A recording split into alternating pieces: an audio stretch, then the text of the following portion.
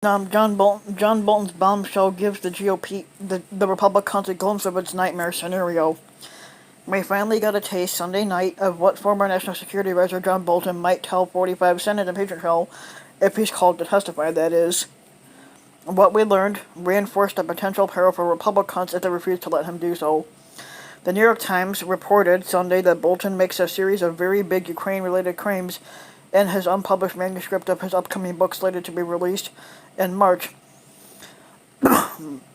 Bolton writes that he had heard 45 say explicitly that the withholding of military aid would continue until Ukraine announced its investigation into the Bidens, implicating 45 directly in a quid pro quo for the first time and contradicting the 45 team's defense.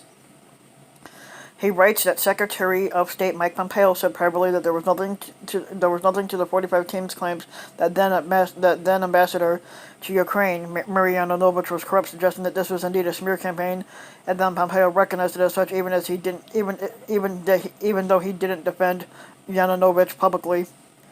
He writes that he raised concerns about dumbass Giuliani's efforts in Ukraine with Attorney General William Barr after 45's July call with Ukraine's president, despite the Justice Department saying Barr learned about the call in mid-August.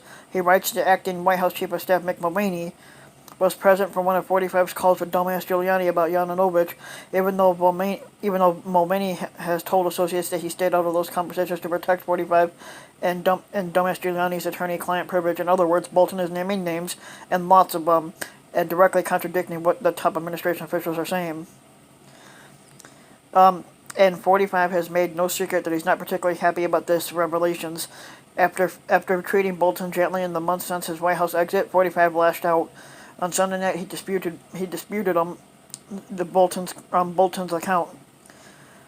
Transcripts of my calls with Zelensky are all the proof that is needed, and technically, like he said, he keeps insisting that he released transcripts.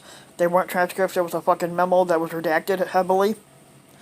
In addition to the fact that 45 and Zelensky, the foreign minister of Ukraine, said there was no pressure and no problems, there technically was pressure. He keeps insisting that there wasn't, but there was. They already proved that. Additionally, I met with Zelensky at the United Nations. I never told Bolton that the aid to Ukraine was tied to investigations into Democrats, including the Bidens. 45 said technically there was. 45 then proceeded to retweet other allies who derided Bolton, including Lou Dobbs calling him a rejected neocon. 45 also added as an addendum on Monday morning, after weeks of suggesting he'd like to see Bolton testify, that the Senate shouldn't let him because it was their House's job. The Democrat-controlled House never even asked Bolton to testify. It's up to them, not the Senate. Technically, they did ask him to testify, but you, 45, being the fucking idiot liar that you are, blocked it. So of course they're not going to believe you.